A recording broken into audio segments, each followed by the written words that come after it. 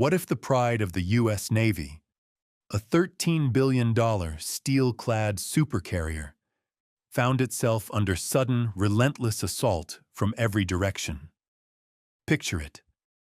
Hundreds of silent underwater drones swarming like mechanical piranhas, stealth missiles skimming just above the waves, invisible until it's almost too late, and nuclear submarines lurking in the abyss, waiting to strike. In the middle of it all, the USS Abraham Lincoln is thrust into the heart of a high-tech storm, facing an enemy it can't see. One that's setting traps from every angle. June 25, 2025. The North Pacific lies calm under the soft glow of early morning. Its surface glitters with the first rays of sunlight, broken only by the immense silhouette of the USS Abraham Lincoln. At over 1,090 feet long and displacing more than 100,000 tons, this $13 billion supercarrier is more than a warship. It is a symbol of American power. Driven by twin nuclear reactors, she can cruise at over 30 knots for months without refueling, carrying close to 90 state-of-the-art aircraft and over 5,200 highly trained sailors. Guarding her flanks, 3 Aegis-guided missile cruisers stand ready, their vertical launch systems packed with SM-6 interceptors. Beneath the waves, 2 Virginia-class nuclear submarines patrol in absolute silence, invisible sentinels forming a lethal defensive web. Together, they control a sphere of nearly 40 nautical miles, an impenetrable barrier of steel, sensors, and firepower.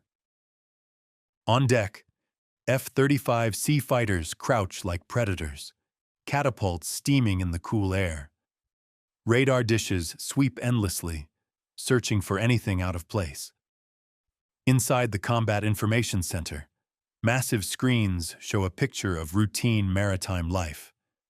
Merchant ships moving steadily, fishing boats drifting lazily. To any observer, this is the portrait of unshakable dominance. Every time the Lincoln sails, she carries more than weapons and technology.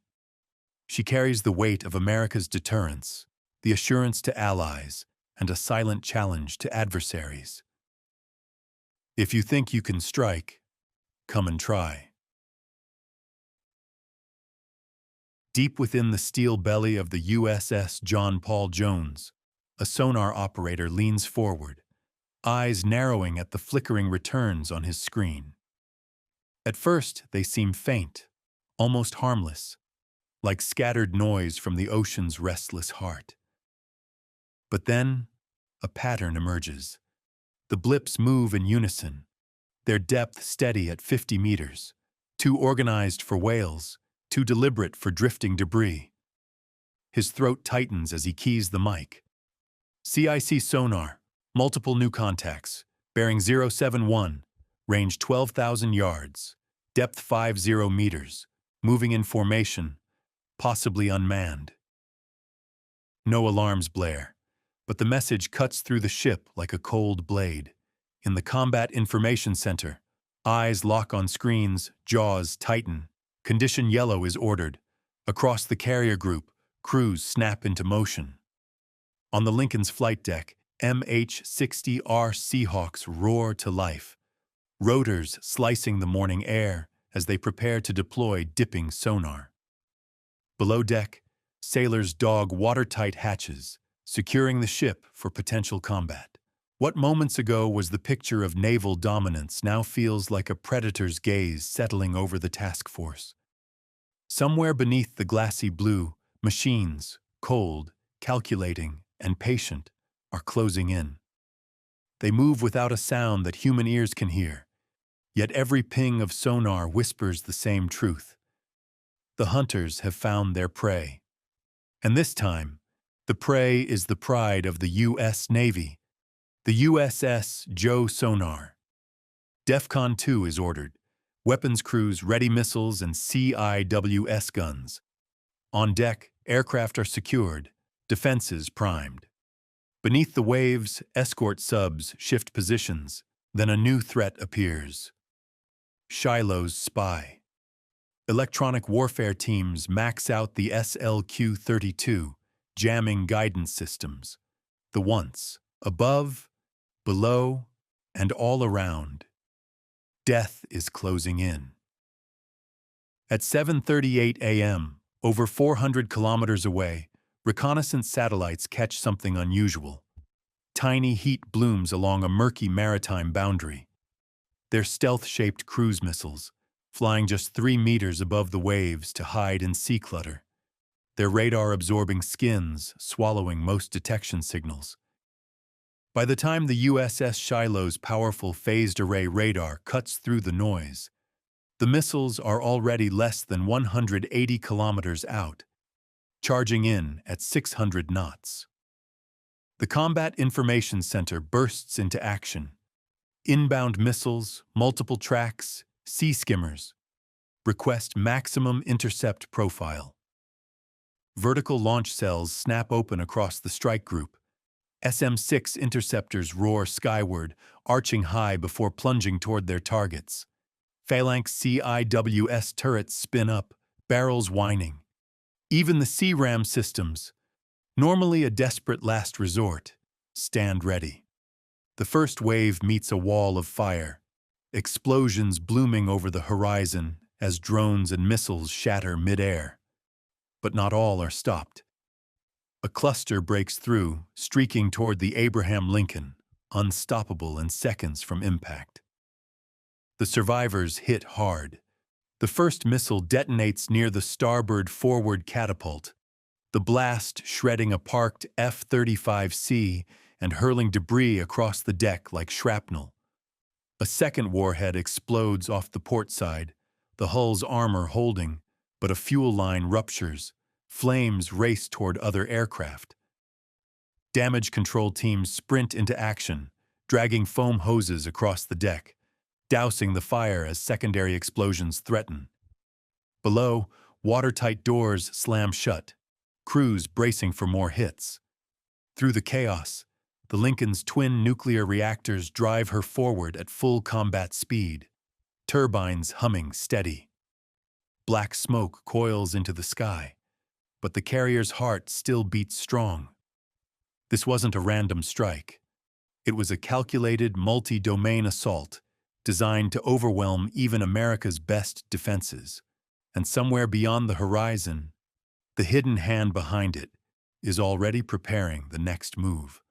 By 8:12 a.m., the flight deck, scorched, littered with twisted metal, has been partially cleared. Catapults remain operational.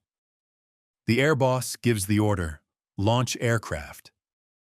2 MQ-25 Stingray drones roll forward, lift off, and climb to 25,000 feet, scanning over 200 nautical miles ahead. Their sensors soon lock onto a suspicious 300-foot vessel disguised as a cargo ship. Infrared sweeps reveal hidden comm arrays and drone systems. It's the control hub directing the UUV swarm and missile strikes. The USS Mobile Bay fires 2 naval strike missiles, skimming low toward the target. Overhead, MQ-9B Sea Guardians race in from a distant airbase. The enemy ship spits out decoys and cannon fire, but too late. The NSMs slam amidships, erupting in twin columns of flame. Precision-guided bombs from the MQ-9Bs finish the job, breaking the vessel's spine. Almost instantly, UUVs across the sonar screens falter. Some halt, others spin aimlessly, easy prey for Seahawk-dropped torpedoes. In the Lincoln CIC, tension breaks into restrained cheers. The swarm has been broken, but the battle isn't over. Even with the control ship destroyed, commanders suspect another threat lurking below. Hours earlier, P-8 Poseidon patrol aircraft had been en route from Alaska. Now they arrive, dropping fields of sonobuoys into the deep. Within minutes, the data forms a chilling picture. 2 large nuclear-powered attack submarines, just outside the escort's sonar range, maneuvering with advanced quieting technology. The mission commander's voice is calm but sharp. Release. 2 each. Make it count. 4 Mark 54 lightweight torpedoes plunge into the sea, diving below the thermocline. Their guidance systems blend passive bearings with subtle water pressure changes, ignoring decoys and noisemakers. Below, alarms blare inside the enemy subs. Crews dive deeper, twisting through desperate, evasive maneuvers. It's not enough. The first impact rips open a reactor compartment. The sub spirals downward into the abyss. Miles away, a second detonation crumples the other hull like a soda can.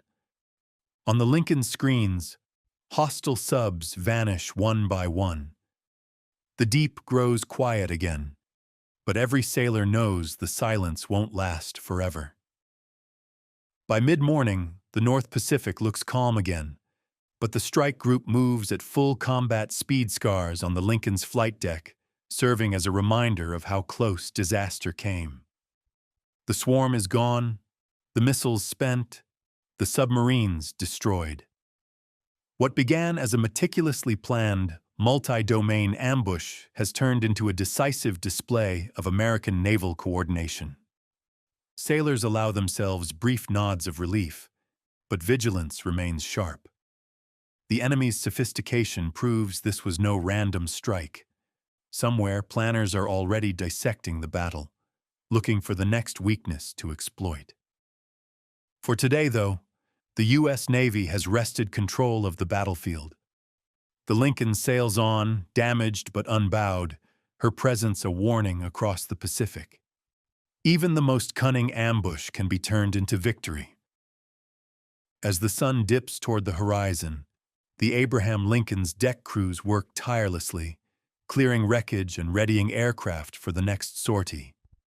Smoke still lingers in the air, mingling with the salt spray, an acrid reminder of the morning's fight. In the CIC, officers replay radar logs, sonar tracks, and weapons telemetry, dissecting every second of the engagement. The lesson is clear. Modern naval warfare is no longer about single threats.